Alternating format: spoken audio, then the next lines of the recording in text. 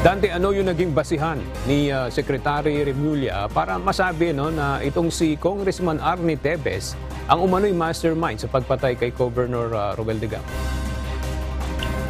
Aga-ayon pa kay Department of Justice Secretary Crispin Remulla kung sa pelikula pa si suspended Congressman Arnie Tevez Jr. ang executive producer o nagpasimuno ng lahat.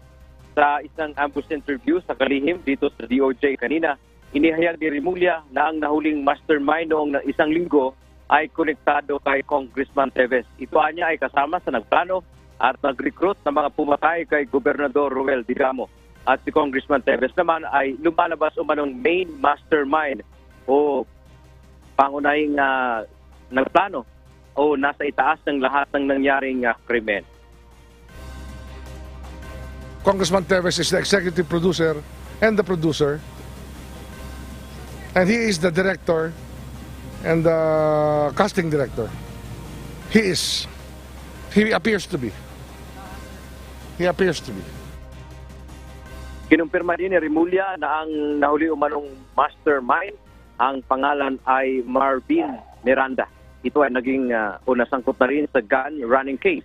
Inaasahan na ngayong araw ay isa sa ilalim ito sa inquest proceedings dito sa Department of Justice. Yan ang ating huling balita mula dito sa DOJ. Balik sa iyo agad. Maraming salamat, Dante Amento.